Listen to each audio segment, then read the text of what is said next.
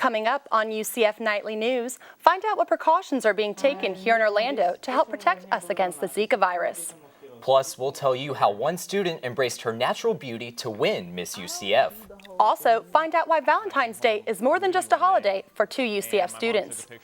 In sports, we'll tell you how UCF is leading the charge in women's athletics. Nightly News starts now.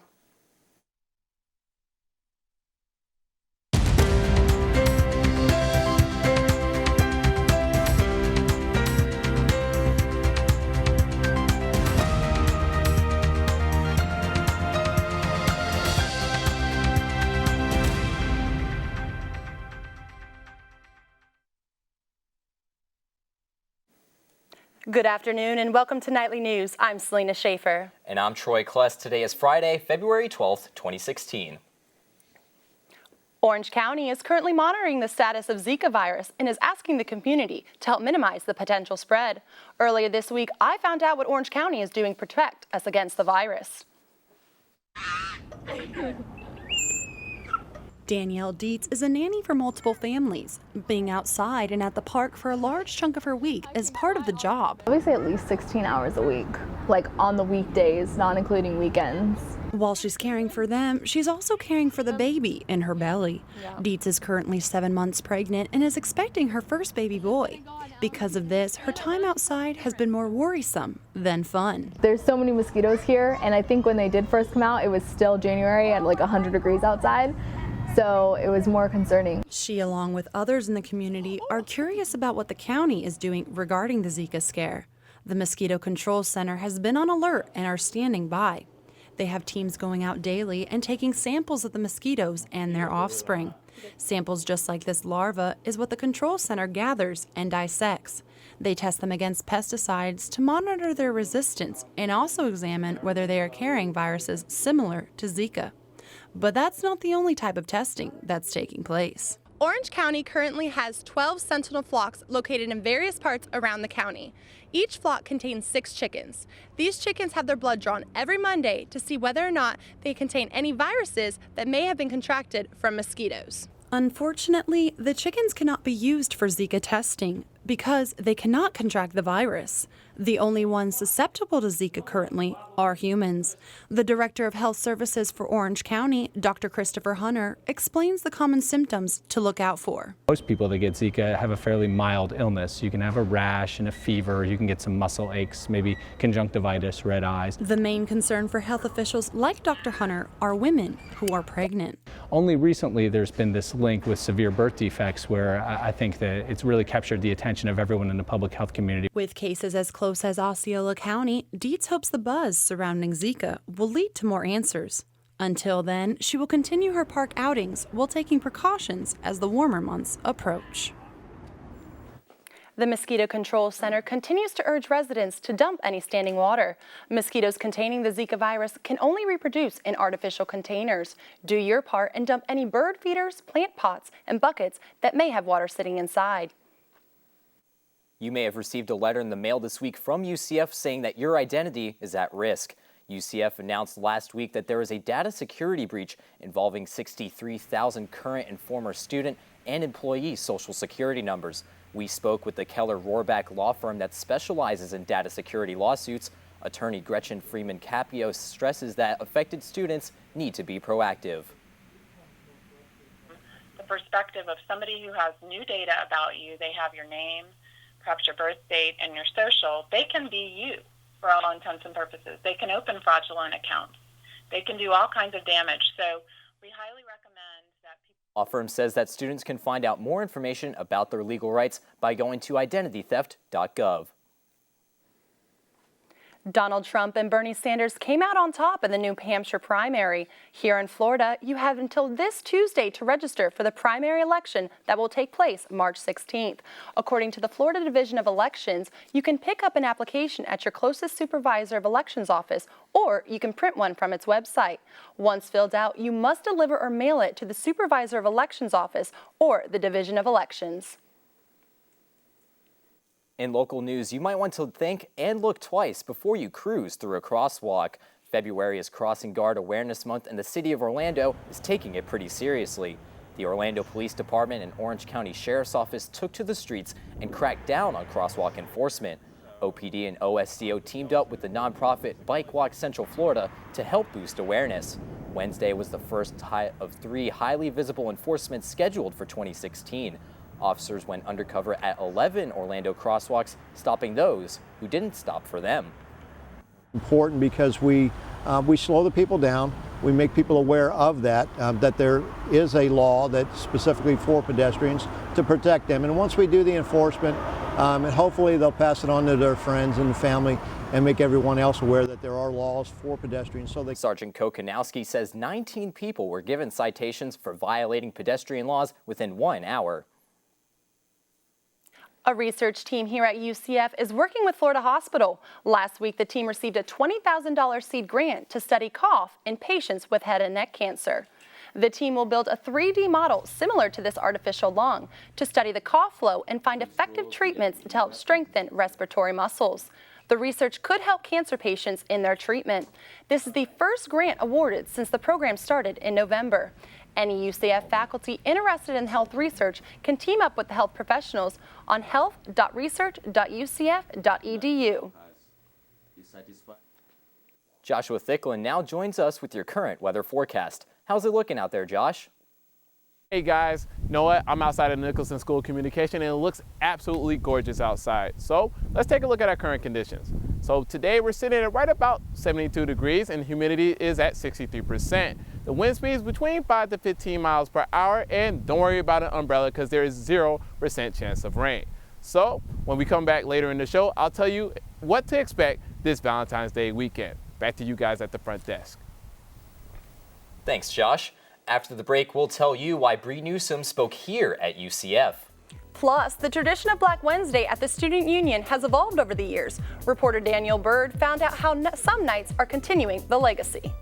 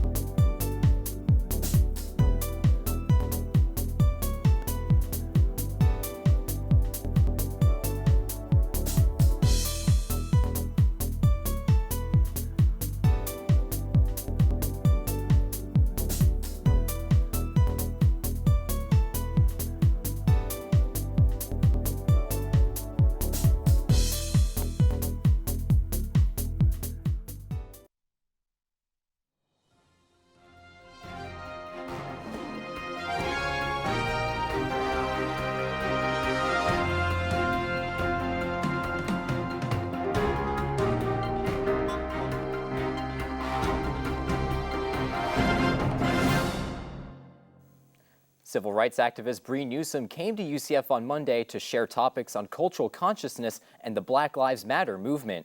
Newsome made headlines last year after being arrested for taking down a Confederate flag in South Carolina. She delivered a speech to a full audience where she discussed the importance of the Black Lives Matter movement and the reason she scaled the pole. down, and I think it was personal for everyone who was involved for that reason too. We just really wanted to say that this is intolerable. We wanted to take the flag down and force the state of South Carolina to make the decision to either leave the flag down or raise it back up. Definitely deep. So my question also is, do only Students who spoke with Nightly News say the image of Newsom with the Confederate flag in her hand shows them a form of empowerment. If you made your way around this Union earlier this week, you may have noticed a larger crowd than usual. In honor of Black History Month, we took an inside look at one of UCF's longest running traditions. UCF student Tamika Parker is very proud to rock her blue and white. Parker and other members of the National Pan-Hellenic Council gathered for the Greek Swap Yard Show. This is one of many events that fall on what is informally known as Black Wednesday. Black Wednesday is a historical tradition for the Black community at UCF. It's a time where students can get together to laugh, talk, and host events like this one. And it was more like a family rather than anything else in life. It was where we were live. We could be the livest. We could be that bright light on campus that we don't necessarily get to see every day. Senior Mikhail Guerriere says Black Wednesday is always a reason for him to connect with his fellow Knights. I think the best part for me was just being excited to come to school on Wednesday. Like, it gave me a reason, even if I didn't have class, all right, I'm going to the Union for Black Wednesday. According to UCF admissions, African Americans make up 10% of the student body. Associate Dean Melvin Rogers says the tradition has grown since he came to UCF nearly 20 years ago. I used to walk through the student union, and I might see a handful, 5, maybe 10, 15 African-American students. Upward 15, 20 years later, I walk through the student union, I see 100, 150, sometimes 200 students on a Wednesday. Rogers says that Black Wednesday is a great place for friendships to develop among all students. Hopefully this tradition will continue to unite Knights one step at a time. In Orlando, Daniel Bird, UCF Nightly News. Dean Melvin Rogers says that he hopes to see students continue to gather and collaborate even more in the future. Weaves and relaxers may be popular, but some students say natural hair is making a comeback. Reporter Karan Case shows us how some women are embracing their natural hairstyles as a community at UCF. Ivory Polk has had these scars for years. She was burned by hot oil on her arm at a young age. I had to go to therapy because I couldn't raise my arm. It still hurts sometimes. Despite her scars, she embraced her natural beauty, her hair. In my whole life, I had never seen a beauty queen wear naturally textured hair. Her perception of hair changed after she went natural. I had been conditioned to believe that my hair wasn't good enough. Faculty advisor for Naturally Textured, Sandra McCall, says historically, social norms force African Americans to believe that their natural hair was unattractive. If you're told that everything that's natural about you is ugly, and you're told this historically, then of course, that's all. If that's all you hear, that's all you know. President for Naturally Textured, Cindy Ann Finley, took it upon herself to make a community for natural women on campus. The room was packed, and on top of that, there are people standing. McCall says young African American women like Polk should continue to embrace their beauty. You can embrace your own culture and live alongside other cultures and love other cultures, but love you too. A self-love that Polk wants to share with others. This is me. I want girls to see beauty as them. Celebrating the beauty in her when she was crowned Miss UCF. In Orlando, Karan Case, UCF Nightly News. Polk says she wants to inspire little girls to embrace their inner and outer beauty. She says she is honored and humbled to represent the best university in the nation. After the break, Joshua Thicklin has your weekend weather forecast. Plus, the Snapchat campus story has created a lot of buzz around UCF. Find out how one student is making a name for himself one snap at a time. Great job, guys.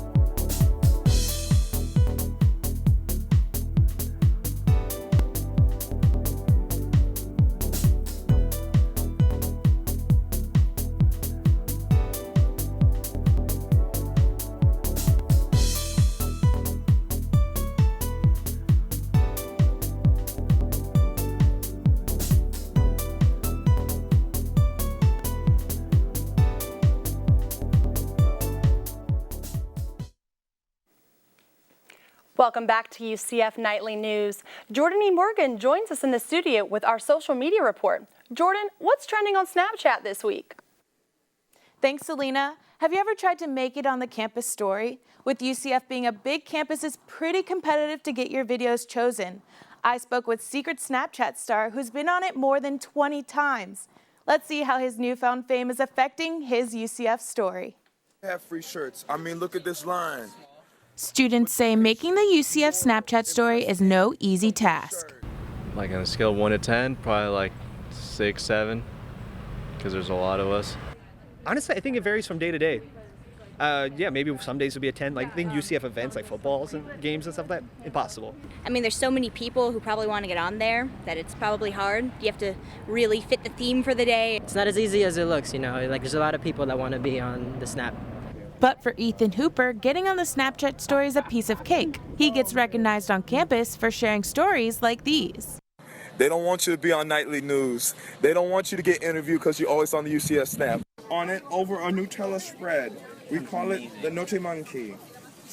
Man, I mean, this is how celebrities feel. You know, people come up to you and like, you're the guy. You're always on the Snap. The elementary education major hopes to continue that enthusiasm in the future. I think it takes a lot of energy to make the UCF Snap. They like energetic people. So I do try to transfer my energy into the classroom. Being in the know about big events on campus are Hooper's keys to Snapchat success. Hooper says he's noticed a decrease in views for the UCF Snapchat story since last semester, but that isn't stopping him from sharing his stories. Now back to Troy and Selena at the desk. Valentine's Day is this weekend and love is in the air. Reporter Victoria Pasillo spoke to a couple on campus who see this weekend as more than just a Valentine's Day. Start telling the story. Well, okay, you start it off. UCF students Matthew Bolger and Mackenzie Duell are not your average couple.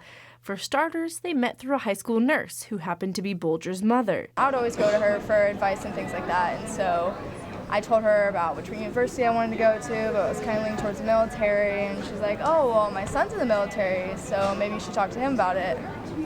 So he reached out to me, because I was kind of nervous, and he was just basically like, hey, I think I want to fall in love with you, and I was like, okay. With Valentine's Day coming up, it's more than just a holiday to Bolger and Duell. This summer, Bolger is leaving for active duty, which means the couple might not spend another Valentine's Day together for 3 years.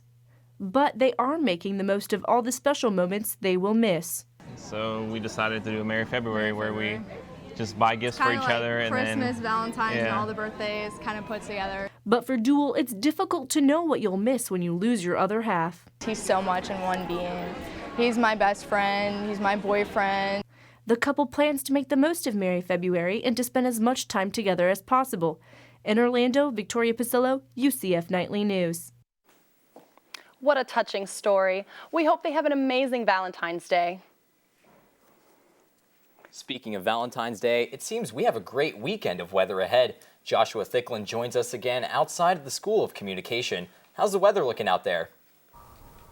Hey guys, what a time to be alive here at the University of Central Florida. So let's take a look at our national weather for today. As you can see from our national map, nothing outside of the usual. So you can see heavy snow possibly in the northeast and heavy rain in the northwest. As we look towards the southern region, warmer temperatures, but nothing that we haven't seen before. Now let's kick back to our current conditions as we are sitting at right about 72 degrees, humidity at 63%, and the wind speed between 5 to 15 miles per hour, and once again, a 0% chance of rain. Now let's take a peek at our Florida state map. So we look at Tallahassee, 73 degrees, 70s all across the board. Jacksonville at 75, Orlando at 72, Miami at 73, and let's not forget Tampa at 70 degrees. Now, when we look at the percent chances of rain, well, there may be love in the air, but there is no rain there, okay? So guys, no need for an umbrella this week across the state of Florida. So as we look at our 5-day forecast, let's not forget, we're gonna start tomorrow, Saturday at 68 degrees and a low of 48 degrees with a 0% chance of rain. You're gonna have Valentine's Day at 66 degrees and a low of 53 degrees. Hey, if you have a special sweater, you may wanna give that to that special someone, all right? Let's coming off of a romantic weekend. We're gonna go on Monday with a high of 74 and a low of 49. and the chance of rain is right about 20%. And as we get to Tuesday, we're gonna have a high of 72 and a low of 50. So, guys, that's all we have for the weather today. Right back to you guys at the desk. After the break, Rachel White will tell you which team UCF football is scheduled to play in their first game of the season. Plus, UCF men's basketball faced off against Cincinnati this week. Find out why a great performance by one night won't be very memorable.